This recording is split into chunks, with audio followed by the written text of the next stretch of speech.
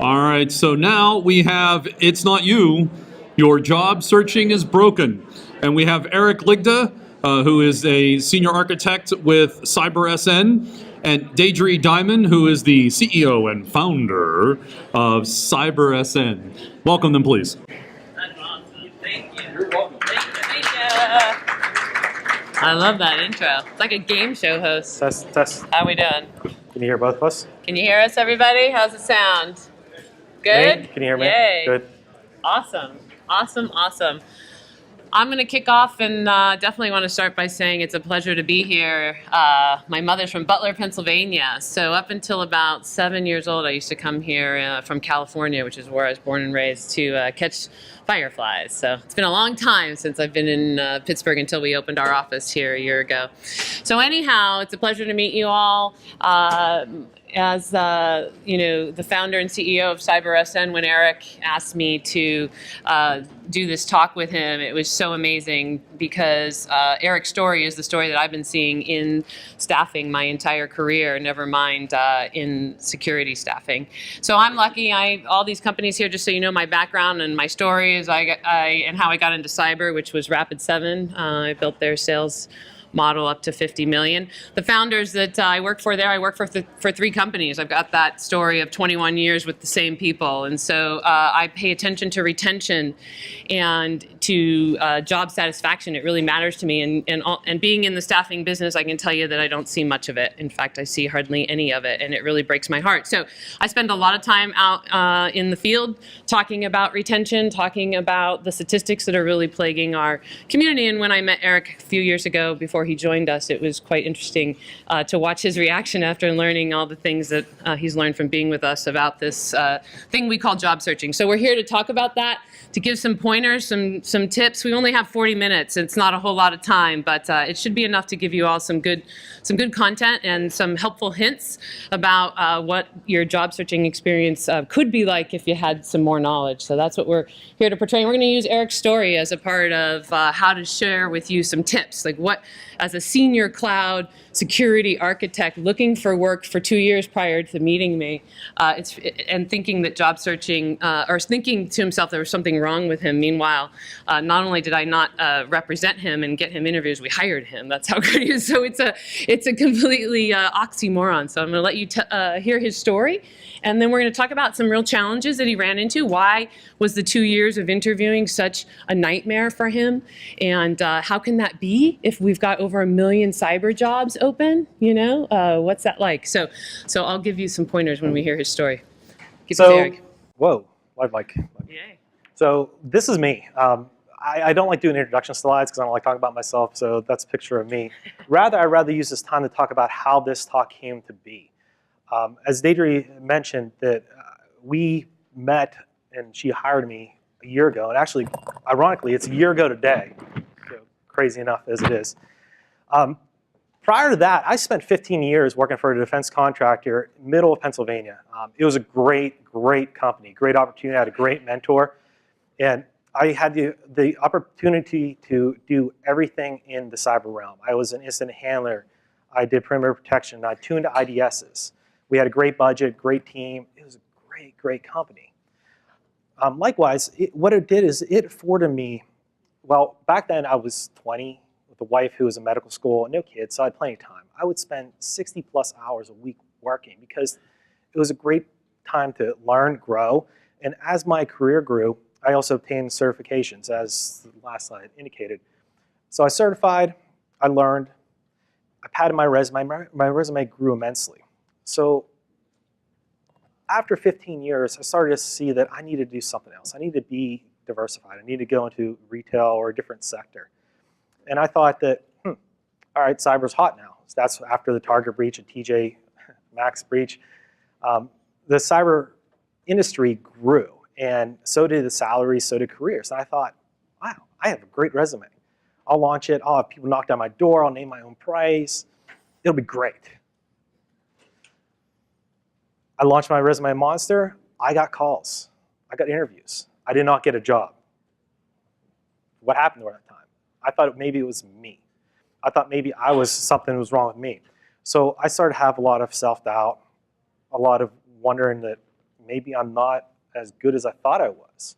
So I started taking jobs and taking interviews that I was either overqualified for or wasn't interested in, to understand the process behind what's the secret sauce in landing these jobs. Over time, I just gave up. It was in 2015, whenever I was at RSACon, that I met Deidre. And she happened to sit down next to me, and she introduced herself as a recruiter, and I immediately threw my head in my hands. I'm like, great. I go all the way to San Francisco just to enjoy a cyber conference, and I sit down next to the recruiter. She's like, what's wrong? And I said, recruiters are awful. The whole system's broken. I hate it. And little I know that I'd struck a chord with you, and we became kindred spirits since then. And she said she would work with me and help me find a job. Fast forward 18 months later, and what I ended up finding out is she's recruiting me. And I joined CyberSN a year ago, and what I've learned that year is invaluable. It wasn't me. It's this staffing thing we do is awful. So I'm going to let Deidre explain to everybody here what she's told me and what she's taught me, because she explains it better than I can. Then I'm going to share with you my story. I'm going to share with you a few interviews that I went on and what went wrong, and she's going to explain what went wrong. So. All right, so I think it's actually the next slide here. Since I founded the organization after doing 13 years of staffing and then 8 years of software development, I realized how broken staffing was when I first got back into the industry after leaving for 8 years, and what things like SEO have done to our ability to communicate, meaning the need to put keyword searches into content. And content is how we share what the job is and make it such that people can self-select and find qualified and interested. Well, that doesn't happen because of SEO.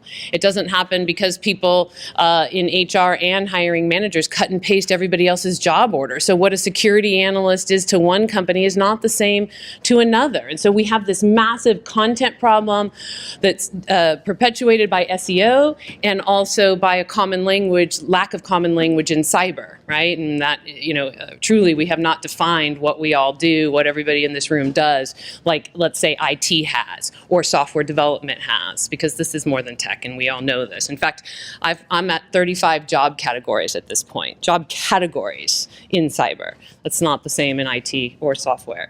So we've got SEO, we've got vague job descriptions, and we've got a bunch of recruiters that don't speak cyber, internally, externally, and so there's all this churn to even see if you're qualified and interested.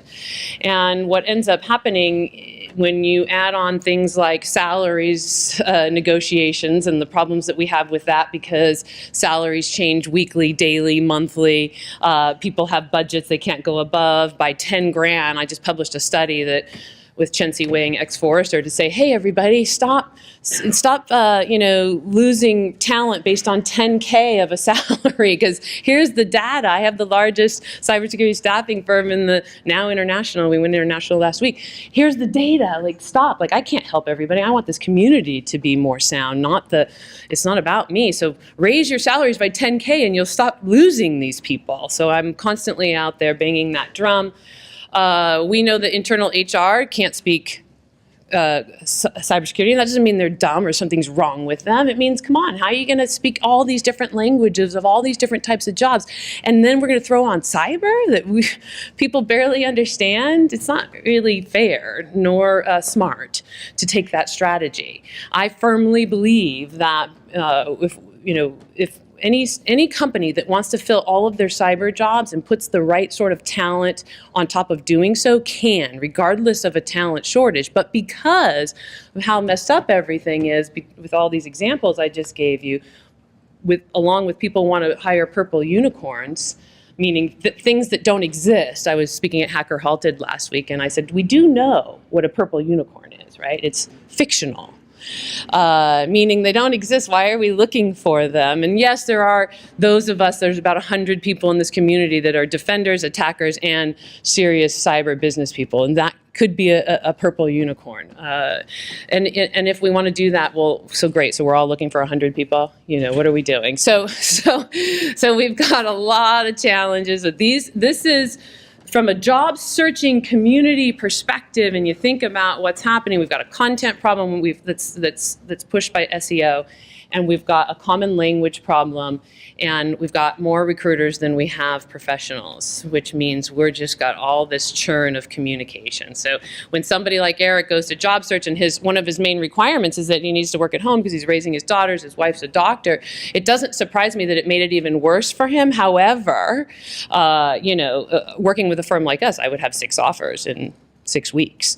But again, we work directly with the hiring managers, what have you, and I can't help everybody. So what are we going to do? We're going to give you folks some advice of how do you have the same kind of coaching that somebody could get with working with my firm. That's our objective, is to leave you with that. Understand that this is so messed up that if you do get in front of somebody, you can take control and work that conversation to help you better achieve a result from talking to that person. 2 years of talking to people regularly, no offers, comes from not knowing how to manage that. So we're going to get into that, and I'd put you as a purple unicorn if you want. Sweet. My clients try and steal them all the time, so he must be a purple unicorn. All right, so let's get into some examples. What happened to you while you were out on the street? This is one of my favorites, actually. It's not funny, however, it is a constant that we hear this. It's funny now. So one of the first offer interviews I went on after launching my resume was with a local retail firm here. They're doing e-commerce in the retail sector. Is really near where I live. So it was like 5-minute commute. I was like, awesome. Even though it wasn't a telecommute job, it was close enough that I could do that whole work-life balance that I was looking for. I was really excited. Did a lot of research into preparing for the interview, technical-wise. I'm really prepared. I went on the interview, and I thought I aced it. I thought I nailed it out of the park. Every technical question came out way, home run. I thought that I asked pointed questions about the job, wanting to know like what the growth of the company was, where this position is evolved over time, why it was vacant, etc. A week goes by, I don't hear anything. Next week comes by, still nothing. So I called the hiring manager, or not the hiring manager, I'm sorry, the HR representative, and asked, what's going on with this position? And it's like, oh, thank you for your time. I forgot to call you back, but we decided to go on with a different candidate. I'm like, okay, cool. Like, can you give me some feedback? Like, what did I do wrong? I thought I did a great job. And their response to me was, you are the most technically qualified candidate we've interviewed. We've not had a more technical candidate come through these doors. However, you're not a cultural fit.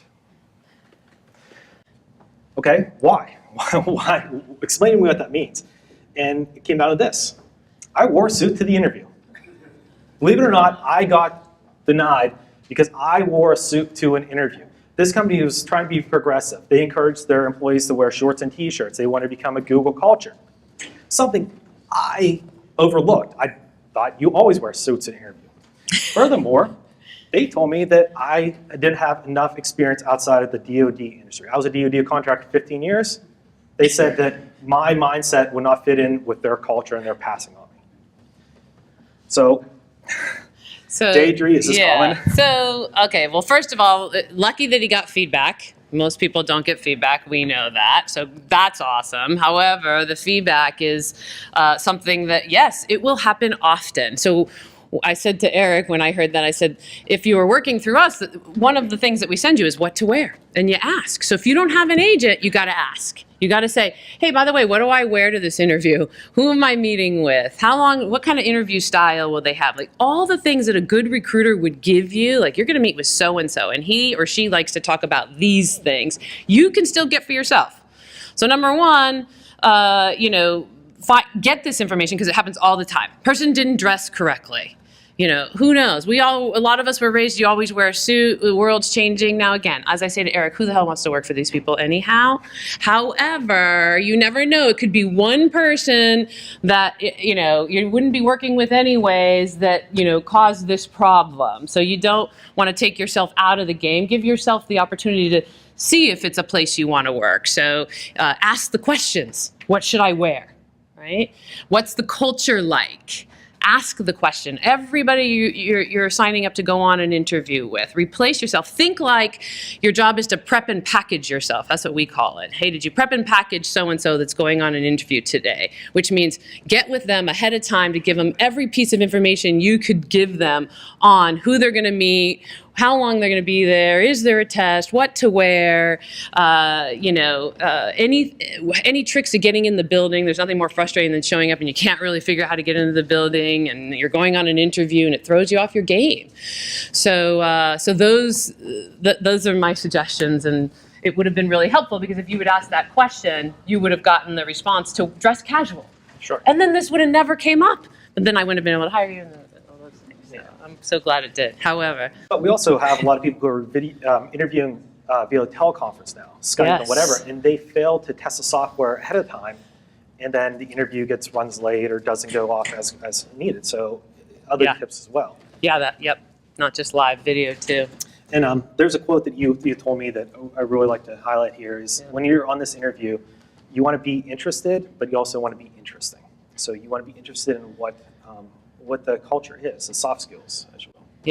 Yeah. This is a tough because some people say, oh, I don't know if I'm interested. Well, you might not get the chance to be interested if you're not interesting.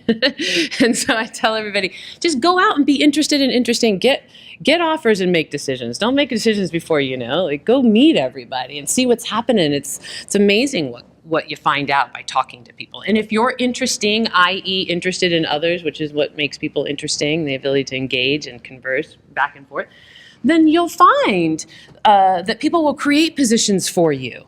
They will refer you to other folks, other departments, friends.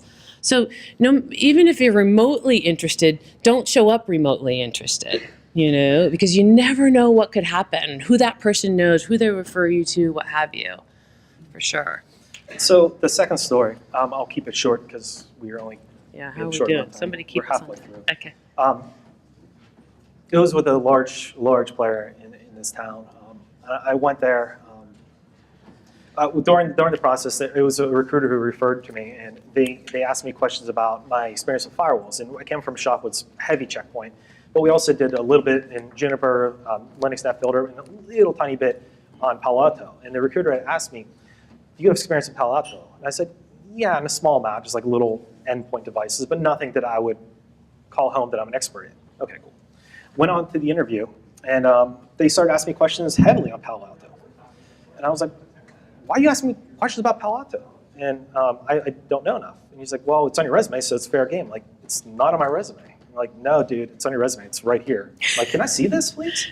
I got my resume, and I started going through, my resume. I started going through it, and I realized that this recruiter was adding things to my resume without my knowledge of it.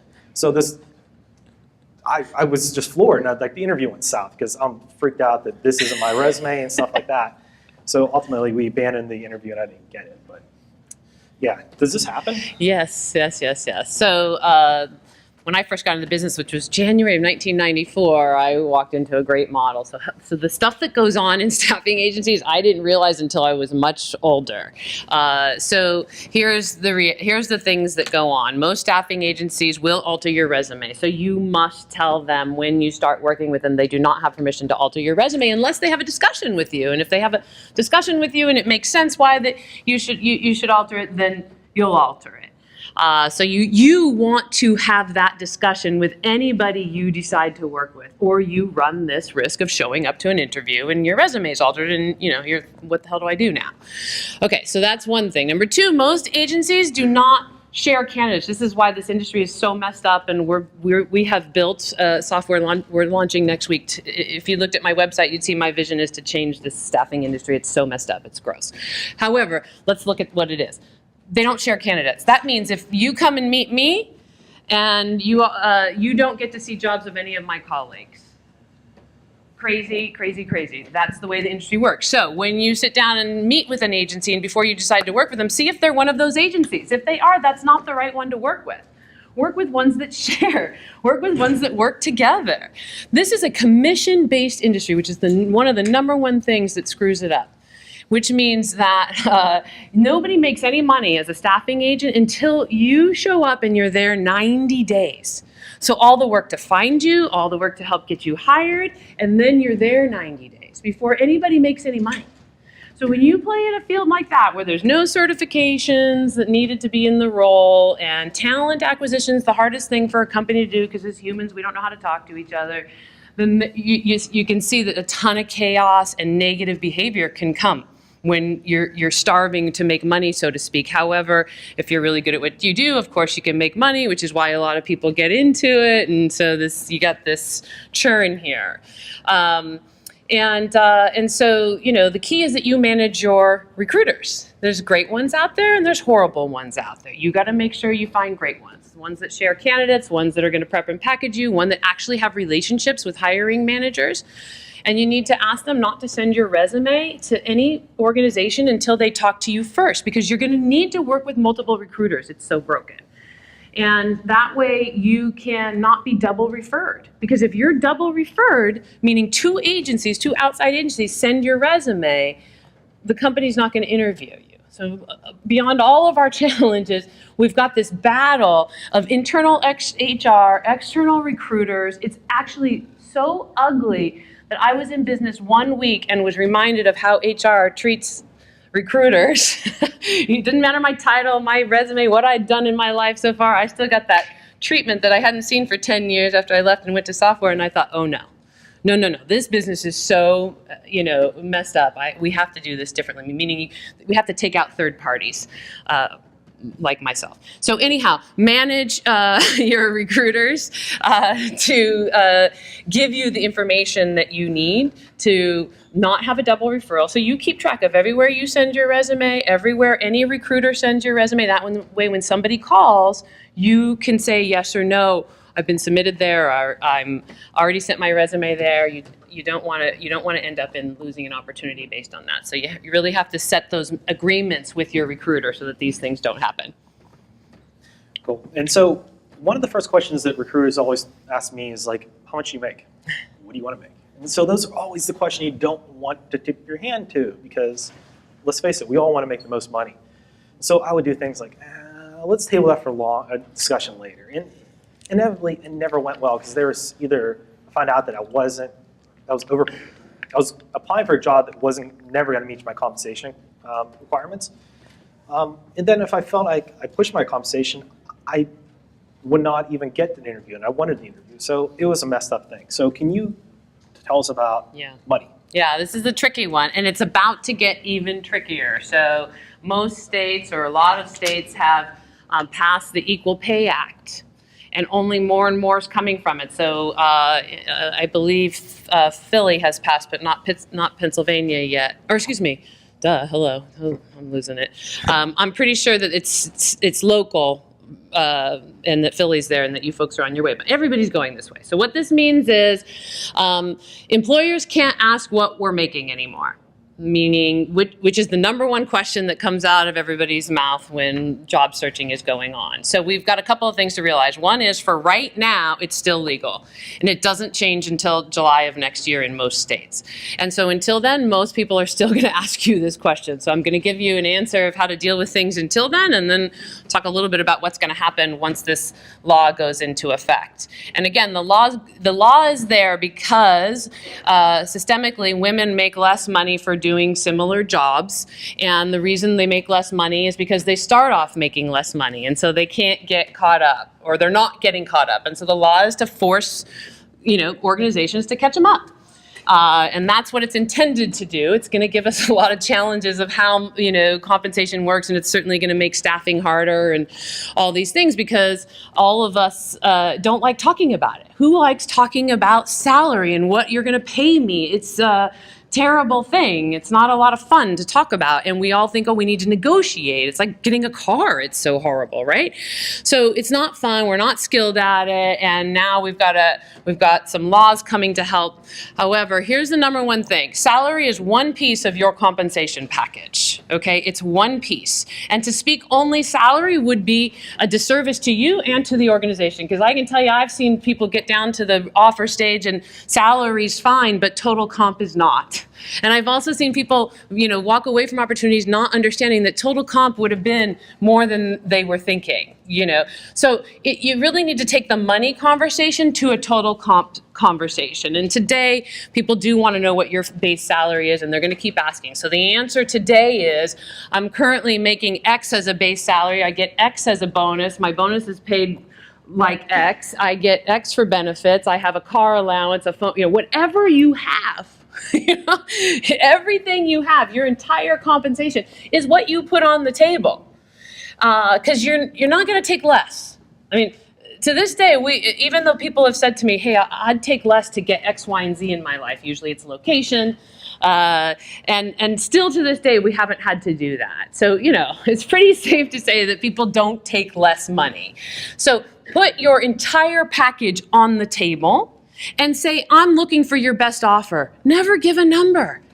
And if people push you for a number, which they will, you say, I couldn't possibly answer the question of what I would take until I see the entire opportunity, which is the people, the role, the responsibilities, the location, and your entire packages of benefits and everything else. So I'm happy to work with you on compensation. I'm happy to work with you on a package. I would need to understand the opportunity fully before I could do that. And that's the truth. It's the actual truth, and it saves time for everybody. So they have an understanding of how your current compensation looks, and they know that, if they proceed, that it's something that and higher. And it is helpful. Sometimes we don't like to put money out there because we think we're being paid too much or too little, and it'll hurt the opportunity. And I'll tell you, it's just fears. It's a terrible thing. You just got to go with how things flow. People get turned off by not wanting to have the conversation. So just jump into it the way I did, and tell people, if you think you're underpaid, tell them. Let them respond. Today, because of the shortage, I think we're seeing people be smarter and smarter, although I still do see people lose people over 10K, so I'm a little 50-50 on it. However, honesty, it just works out the best. We personally won't represent somebody that won't discuss money with us. However, we'll take the time, we'll take the hour to get into the conversation of it all, to help, because we know it's not fun, and it's not what people, want to feel like they're going to lose money in a negotiation or something. And we know that. So we take that time. But it is tricky. Okay, and then after the laws, you can tell. So here's what the law says. The law says you're not required to tell anybody. However, you can if you want to. So how are we all going to deal with this? I'm not quite sure. I got to be honest with you. I've got attorneys that are helping me figure it out. We've done some webinars with them. We're going to do some more webinars, and it's definitely something that we all need to pay attention to. It comes from a good place, so I'm hoping we can all make it work. All right, how are we on time? We got 10 minutes. 10 minutes, sweet. So wisdom. Wisdom is what we're going to leave you with. Wisdom is where the intersection of knowledge and experience come together. Knowledge I've learned over the last year and experiences of my failures as interviewing led us to this. So as we're going to do this twofold. We're going to wisdom to job seekers, and Deidre's going to cover wisdom to people who are looking to hire candidates who might be in the market. So as job seekers, I'm going to break one of the cardinal rules of PowerPoint and read a quote, because this quote is I love this quote. And it came from Dan Garrett at Black Hat in 2014, the keynote address. When younger people ask my advice on what they should do or study to make a career in cybersecurity, I can only advise specialization. Those who were in the game early enough and who have managed to retain an overarching generalist knowledge cannot be replaced. Paraphrasing here, because while absorbing most new information most of the time may have been possible when we began to practice, no person starting from scratch today can do that now. Serial specialization is all that can be done in a practical way. And what that really means is, like people like myself, and I see a lot of older people in the audience as well, the industry was smaller. We could wear many hats. I mean, I wore many hats in my previous job, and I could do many things. I don't think you can do that anymore, because there's so much of a need for cybersecurity that you have to figure out what your niche is and go that route. I see some students in a room too. if you're looking to figure out what that is, I highly advise you to entertain a position as a SOC analyst, because you're going to get a high volume of data coming your way, and you're going to get to feed and figure out whether you want to be an incident handler, a penetration tester, offense and defenses, so on and so forth. And what that means is to know yourself. Know what your interests are, because then you'll find a job that you love going to every day. I'm fortunate enough that I found one, actually two of them, but this one I really love. Know the market. Know what the market is going. I've talked to people who are going into digital forensics, and that's, as we talk about, that's a very single industry. I mean, it's very much a law enforcement agency. So your opportunity for outward growth beyond that industry is small. If you want to specialize in something that's hot right now, I think reverse engineering, application security engineers, pen testers, those are very Cloud security. Yeah, cloud. Architecture. And know the company. Know the company you want to work for. Know if you want to go startup or big time. On an individual level, something you must do. If you don't exist on social media, if you don't exist on LinkedIn, it's going to be very hard for a recruiter to find you and get in contact with you. Resumes are still needed for the interview as a formality. However, they're static in nature. How often do we really update our resumes? Maybe when we're looking for a job, but we really don't go back and do them. LinkedIn, though, is a great way because it constantly reminds you that, hey, I had a skill set and endorse somebody. It also allows recruiters and staffing organizations to find you and find out who you know, because the people you surround yourselves with actually gives you ranking in a job when you go to interview. And also participate in community events. The fact that you're here means you care, which is awesome, right? There's many other community events besides Pittsburgh. I saw John here earlier, but he runs Steel City InfoSec, which is a great monthly meetup. John, if you're in a room, raise your hand. But yeah, that's a great meetup. It's a great way to interact with network of peers, find out what's going on in the market, who knows who, and what you should be learning. Because you may think that you're not qualified for something, but as you talk to people, you realize you know more than what your surrounding peers do. And you should foster that and go that way. Or find a mentor, or somebody that can help you. Absolutely. All right, so as a hiring manager, and on both sides, understanding the marketplace. So again, over 1 million jobs open. We know there's a shortage. That means if you do find somebody you like, you must move fast. I every day, some client that loves us to death texts me and says, Deidre, I can't believe we lost somebody. Now, I'm not operational, but I know them. And I said, I don't know what you can't believe. You know, you've got to move quickly. We've been saying this forever. And so you got to be prepared. How do you make offers? Where do you go to make your offers? Who's going to support you in making offers? You got to be ready. Number two is you got to be willing to take somebody a little bit more junior than you originally start your search for. Or you've got to be willing to let your search last a much longer time. So the statistics are showing that jobs are open 9 months on average in cyber. So we've got 1 million openings, we're short, plus they're open 9 months, but 60% of cyber professionals and technologists are looking for a new job right now. 60% of us are unhappy where we're at. Now here's the interesting thing. We're not miserable where we're at. We're just not in love with where we're at. So how often do we run into people that love their jobs? I actually like talking about love in the workforce. It's important to me. I've been able to do it, and I hate that others don't. So that's what I get out there and talk a lot about, how to create cultures of love and productivity and high volume revenue, which everybody wants. Anyhow, so, you know, the idea of, you know, being short plus oh my gosh, I'm losing my mind here. Not enough people. You got to move. You just got to move, and you got to move fast. And also not knowing like what to pay people. Yes, and you got to pay them more than you're expecting. So jobs are staying on average. The 9 months is because the salaries are too low. That's what I was trying to tell you. Hello. All right, so then they wait 9 months, and then they raise the salary, and then it's another 3 months, 4 months before. So $10,000, $15,000 is hurting folks. One of the major problems we're seeing is the job descriptions that are being posted. Yeah. So job descriptions, how they happen. A hiring manager says, hey, I want to hire somebody.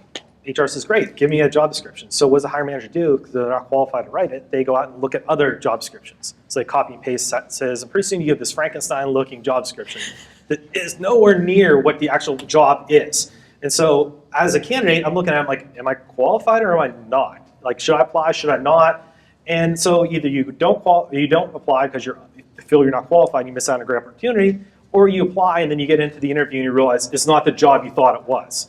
So simplify your job descriptions. Break it down just by what do I need this individual to do on a daily, weekly, monthly basis. That's it. Exactly. Anything else doesn't matter. Don't put it on there. Yeah, yeah, Right? totally. Absolutely. Thank you. All right, we talked about the purple unicorn. This is where the training comes in. So here's the big oxymoron that's going on. We all need people, and there's all these junior people graduating, and they're not getting hired.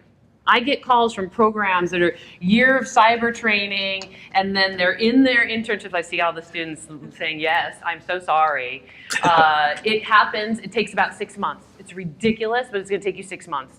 And anyhow, here's why it's happening. So these are, I'm talking about people that got a year training, then went to Google, Twitter, in their socks as interns for 6 months, and they don't keep them and they don't get jobs. You want to know why? Because nobody has a role that's an FTE role, a full-time role that they're willing to give to a junior person when they need so much help. Everybody's so understaffed, and there's so much going on, and there's no training program. Even the big organizations don't have a way to take in juniors. Now, we all saw this in the IT era. We all saw this in the software era. The problem is it's a national security issue. This isn't like, oh, one company gets to win and hit their revenue because they nailed IT and software training staffing. No, this is a national security issue. So it's actually craziness that we haven't solved this yet.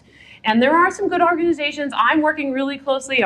We have a not-for-profit that's called Brain Babe. Please read about us. It has nothing to do with we think we're beautiful. It has everything to do with I can't stand that we haven't that we still have booth babes and that we don't train women and minorities. And so you'll read my blog of how it all happened. But anyhow, my point is that there's organizations that are partnering with us and Girls Who Code. So, lots of us out there doing something about it. It's going to take some time. So I need all of you. I need folks that run cyber practices to understand that if you don't have succession training programs, if you don't have programs to take entry level in, you're going to really struggle to be able to have a cyber practice that stays consistently staffed and happy. So what are the statistics in cyber for how often a chief information security professional changes their job? Anybody know? 18 months.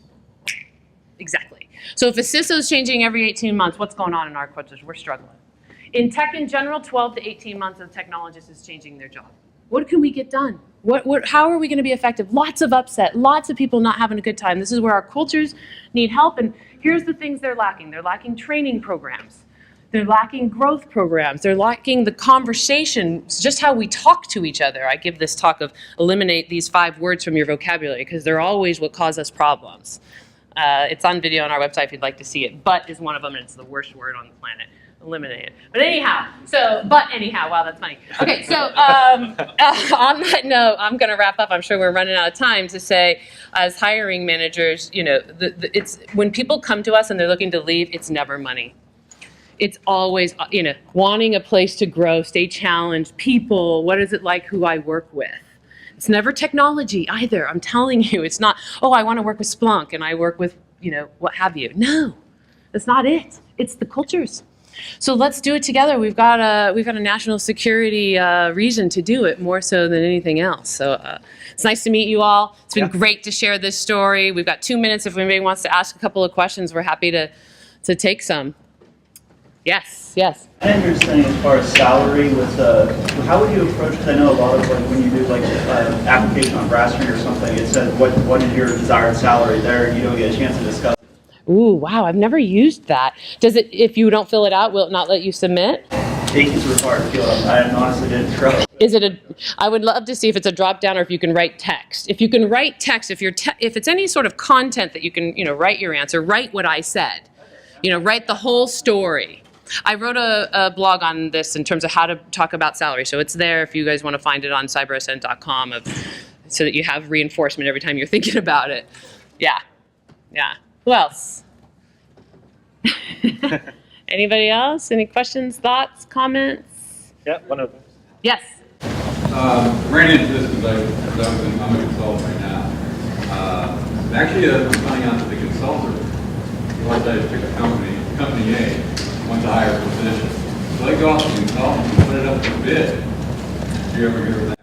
Yeah, so I ought to self-proclaim that I am commercial. I have not done gov, and I'm sure there's a lot of gov in this room. We do contract and perm, which is not consulting. which is much different.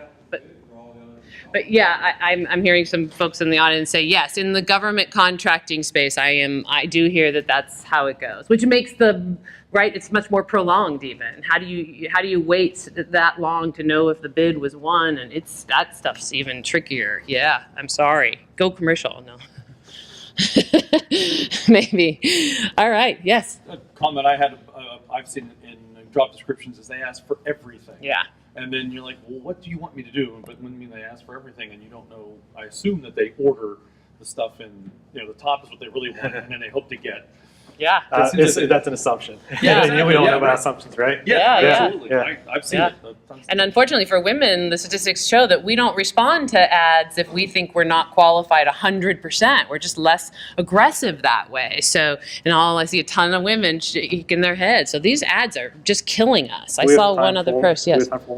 Yeah. Quick question. I've seen a lot of job descriptions for information security analyst, CISSP required. Yeah. That's all here. That shouldn't be for this.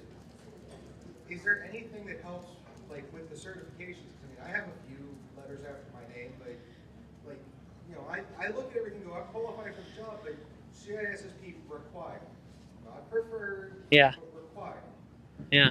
Should I still apply? So if you don't have, if that's your only way to apply to that company, then I would say yes. Typically, if we see a requirement like that and it's for a job that it doesn't need to be required with, typically we'll be able to get them to remove it. So that's why I say yes, because I can get them to remove it. The CISSP is the one people love the most, for sure, without a doubt. It is the hot ticket certification. And generally speaking, the CSSP isn't required unless you're working in the government world, the 8570. Yeah, it's not required, but people want it. Descriptions in the Pittsburgh area. Yeah. CISSP required. Totally. Analyst, engineer, not architect, not manager. Totally. But it's listed as required. Yeah.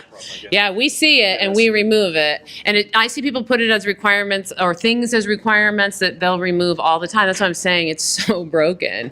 So if it's your only way to apply, because you never know.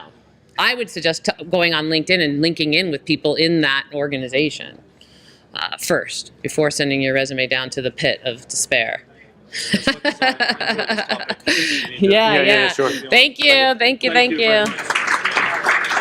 Don't forget your coveted